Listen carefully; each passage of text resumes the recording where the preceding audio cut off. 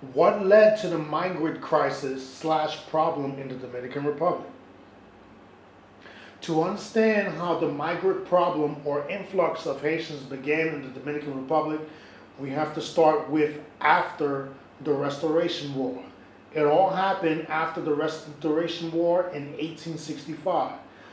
The Dominican consciousness was more fragmented due to the Haitian aggression and conflicts with Haiti and the various depopulation events. The country remained dominated by several dozen caudillos. Moyapon's writes Dominican politics had always been based on personalism rooted through a system of personal connections. So this goes back in the beginning where I mentioned of the hierarchies in Santo Domingo was based solely on power. In the following years, Moyapones writes the conflicts between the Rojos or the Azules, or between the North and the South, engulfed the Dominican Republic into more than 50 uprisings and revolts, resulting in some 21 changes in government. It began with Buenaventura Baez and was further exacerbated by Ulysses Hero. The result of this was the Dominican Republic plunged into debt, eventually setting the conditions of U.S. involvement in Dominican affairs and the importation of Haitian workers by American companies into the Dominican Republic beginning in the early 20th century. Baez negotiated the Hartmont loan in 1869. Baez was desperate to win U.S. support and to sell Samaná to the United States. He sought to obtain a loan first in the U.S. This failed, resulting Baez to get his loan in Europe. This practice was continued by Hero when he contracted the Western Drop loan in Europe in 1888. Hero borrowed heavily also from tobacco merchants in the Dominican Republic and sought more loans. After Hero's death in 1899, the Dominican Republic was continually threatened by various European powers that insisted in collecting the debts the Dominican Republic owed to European bond holders. Now, when this happened, the U.S. wanted to eliminate Latin American countries from getting loans in Europe. And U.S. President Theodore Roosevelt viewed these threats as unacceptable for the risk they posed to the Panama Canal's defense. Roosevelt wanted to remove the Dominican Republic as well as other Caribbean countries from the sphere of European influence and force the Caribbean and Central American governments to no longer contract loans in Europe. In 1906, it was the interest of the U.S. to eliminate once and for all European interference in the Dominican Republic and to replace this influence with U.S. financial protectorate as established in the 1905 agreement. The Dominican government was to surrender the administration and control of its customs to the U.S. until the debt was paid, and also promised not to modify its tariffs nor increase its public debt without that of the previous consent of the President of the United States. There was not many ways to escape from the bankruptcy inherited by both Baez and further complicated by Hero.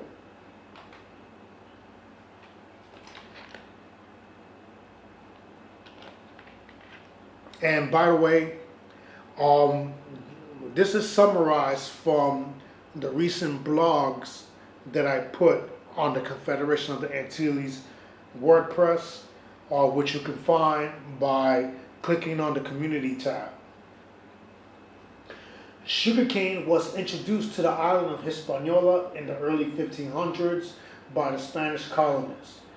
This practice would soon change for cattle ranching, tobacco growing, meat, and contraband when the colony of Santo Domingo was abandoned by Spain for 3 centuries and would not return towards the end of the 19th century with Cuban sugar planters following the 10 Years' War.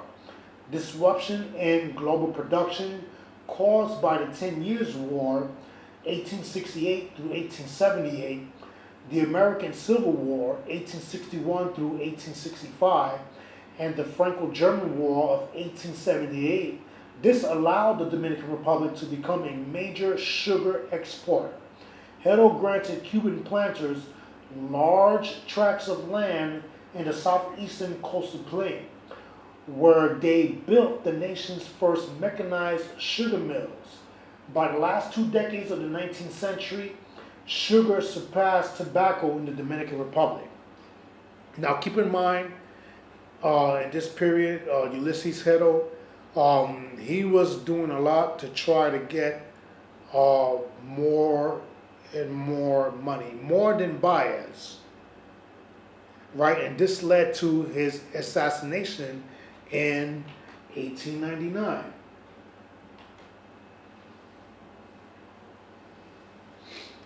Now, so when you look at what was happening in the world at the time, this is why in the beginning of the 20th century that the Dominican Republic became a major sugar exporter. So this is why, again, you have to, this is why the history, the demographic histories between Haiti and the Dominican Republic cannot be looked at through a black and white lens. Both nations have complex histories and differ greatly. And things happen historically that set things in motion, such as the importation of Haitian people into the Dominican Republic by American companies to work in the sugarcane fields. The Azules attained power in 1879, at the same time that a new industry was beginning to develop in the South as an indirect result of the War of Restoration. This war had incited the Cuban nationalists to launch a similar effort against Spanish colonialism in 1868. Hence, during the next 10 years, the first war of independence was fought on Cuban soil. From the beginning of this war, many Cubans immigrated to the Dominican Republic, so that within a few years, there were some 5,000 Cuban exiles living in the Dominican Republic. These immigrants had important effects on the Dominican Republic. The most important effect of this immigration was the investment made by some Cubans who bought land to establish sugar plantations and modern sugar mills that used steam power and railroads. The construction of these sugar mills began in the South and in the East, where land was less expensive and where the tradition of sugar production was still alive near the capital. The first to establish a modern sugar ignero was a Cuban investor, Joaquin Manuel Delgado, who in 1875 brought 5,000 hectares of near San Carlos and imported new machinery and railroad equipment to process and transport the sugar.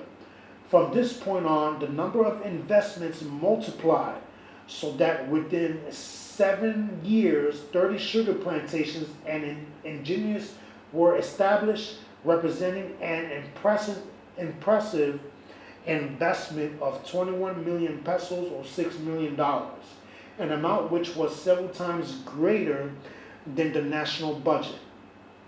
Now, this is an important point.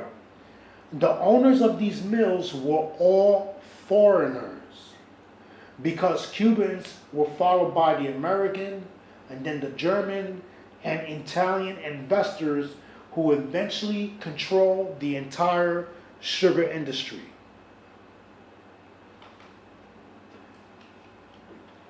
And this is going to be the last slide.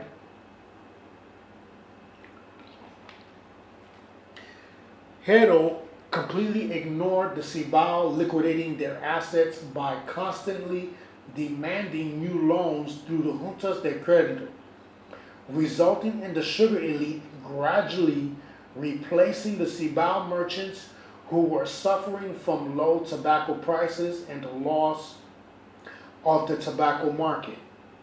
It should be noted that this transition took place in a context in which the Dominican sugar industry came to be controlled mainly by U.S. capital, in a context in which Haiti and the Dominican Republic were under the military of the United States. The different executive orders of the military administration regarding the migration tended to support the demand for labor from American companies. In effect, those decisions were aimed at encouraging Haitian migration to the sugar mills located in the Dominican territory within the framework of what Wilfo Lozano calls the model of an insular labor market, which guaranteed the availability of cheap labor for sugar companies and at the same time alleviate peasant revolts against the American occupation in Haiti. So I'm going to explain this. This is a very important part.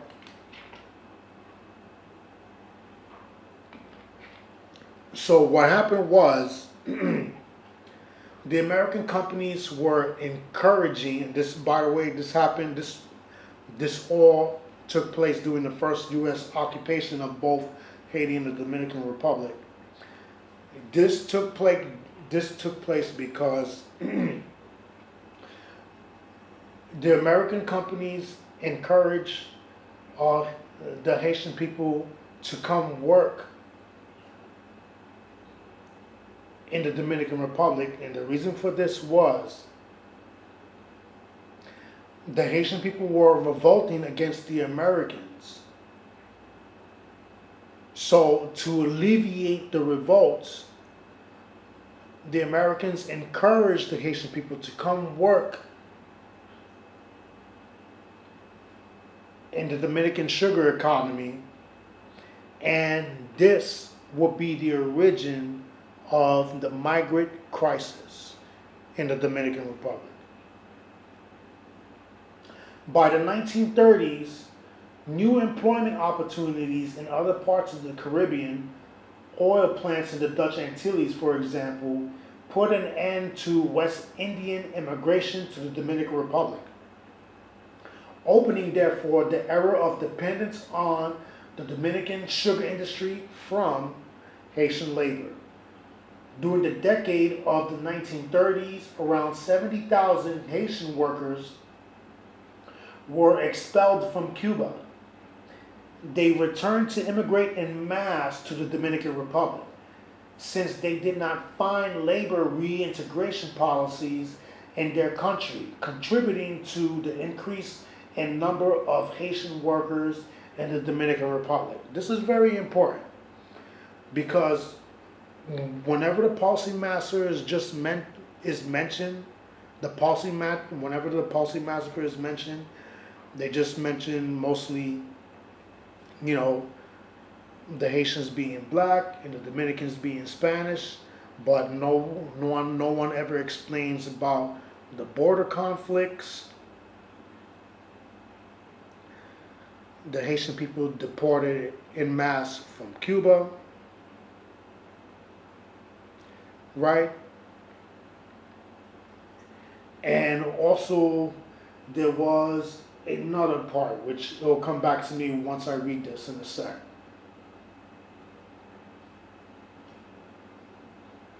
The U.S. military administration had lifted the recurring constitutional blockade on foreign ownership in Haiti.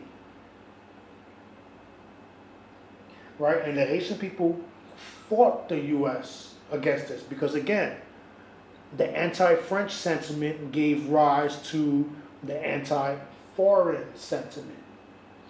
In March of 1915, the newspaper Le L'Ovesi, quoted by Gillard, denounced the abandonment of the national land by significant volumes of peasants, calling on the Haitian government to investigate this matter as soon as possible.